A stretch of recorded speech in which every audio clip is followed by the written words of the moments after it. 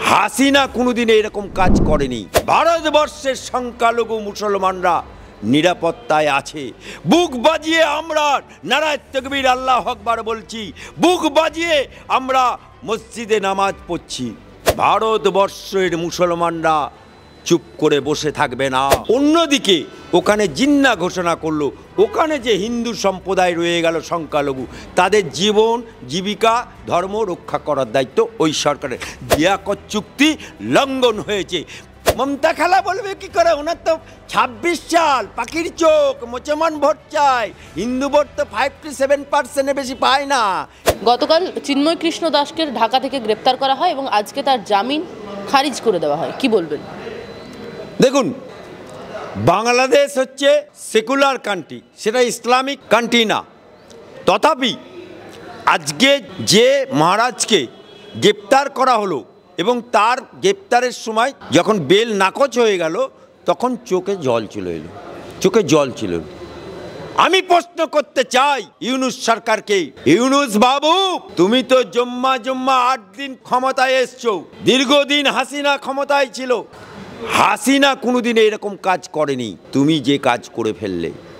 কিন্তু ইয়াদ করো ইউনূস সাহেব, ভারতবর্ষের সাথে যে লিয়াকত চুক্তি হয়েছিল, সেই লিয়াকত চুক্তি অনুযায়ী ভারতবর্ষের সংখ্যালঘু মুসলমানরা নিরাপত্তায় আছে। বুক বাজিয়ে আমরা নারায়ে তাকবীর আল্লাহু আকবার বলছি, বুক বাজিয়ে আমরা মসজিদে নামাজ পড়ছি।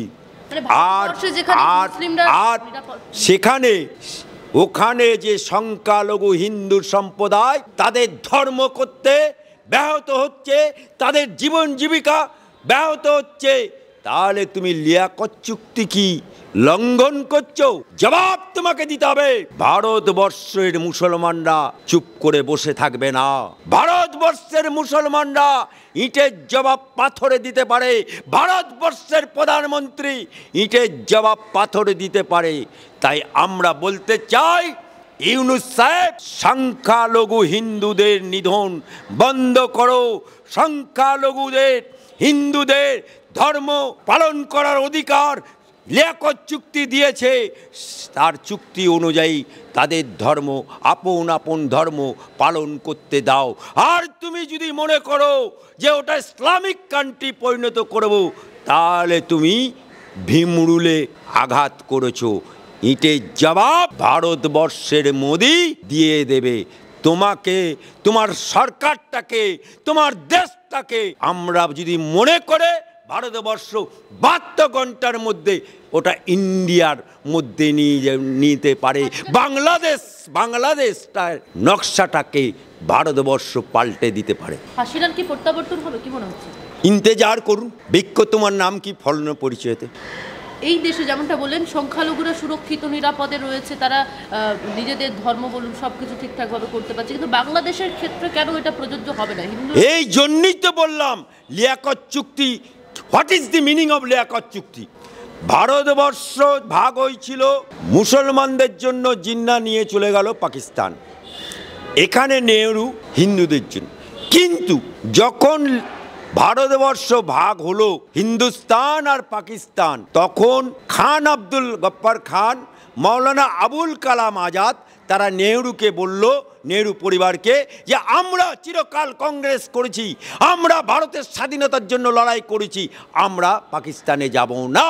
তখন এই নেহরু পরিবার ঘোষণা করলো, ঠিক আছে, যারা মুসলমানরা চলে গেছে, যারা রয়ে গেছে 15%, তাদের জীবন জীবিকা ধর্ম সমস্ত রক্ষার দায়িত্ব ভারত সরকারের।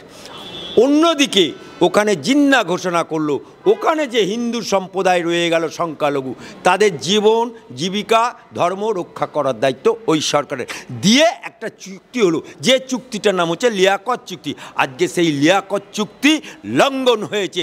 পাকিস্তান থেকে সনাতনী হিন্দুরা আজকে 20% থেকে 5% ঠেকে গেছে। বাংলাদেশে আজকে সনাতনীরা আঘাতপ্রাপ্ত। বাংলাদেশের মধ্যে একটা হিন্দুর যতটা অধিকার আছে, একটা মুসলমানেরও ততটা অধিকার আছে। যেমন ভারতবর্ষ একটা মুসলমানের যতটা অধিকার আছে, একটা হিন্দুরও ততটা অধিকার আছে। ঠিক অনুরূপভাবে বাংলাদেশে একটা হিন্দুর যতখানা অধিকার, মুসলমানেরও তত অধিকার হতে পারে, অধিক মুসলমান, কিন্তু লিয়াকত চুক্তি অনুযায়ী সকলের ইকুয়াল অধিকার।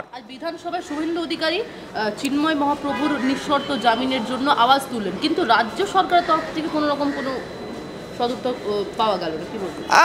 মমতা বাবু বলবে কি করে, মমতা খালা বলবে কি করে? ওনার তো 26 সাল, পাখির চোখ, মুসলমান ভোট চাই, হিন্দু ভোট তো 5 to 7% বেশি পায় না, এই জন্যই তো মুখের নিকো প্লাস্টার এঁটেছে। গতকাল তো একেবারে দেখলাম যে রদবদল হলো, বিভিন্ন ক্ষেত্রে কর্মসূচি হলো, সেই কর্মসূচিতে অভিষেক বন্দ্যোপাধ্যায়কে দিল্লির হয়ে কথা বলবেন তিনি, বাংলায় কি ব্যাক করে চলে গেলেন অভিষেক বন্দ্যোপাধ্যায়? মা যখন চুপ করেছিল, বাংলায় কথা আছে ভেড়া লড়ে খোঁটার জোরে, তা অভিষেক নামক খোঁটাটা যখন একটু শক্ত হচ্ছিল বাংলার বুকে, অমনি ভেড়াগুনু হাম্বা হাম্বা করছিল, গরুগুনু হাম্বা হাম্বা করছিল, ছাগলগুনু ম্যাও করছিল, ভেড়াগুনু ব্যা ব্যা করছিল।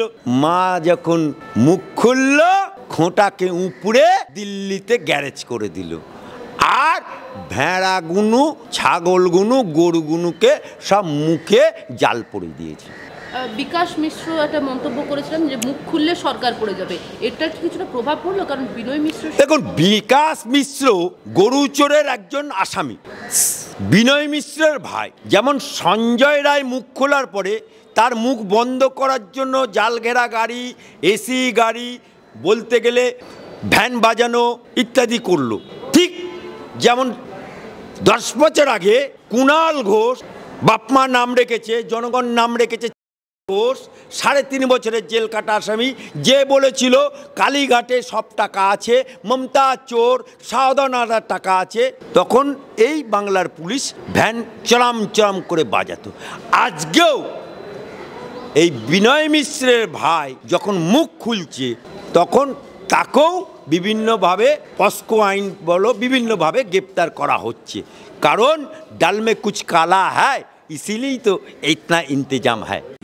বাংলা হান্টের আরো খবর দেখতে নজর রাখুন। বাংলা খবর মানেই বাংলা হান্ট।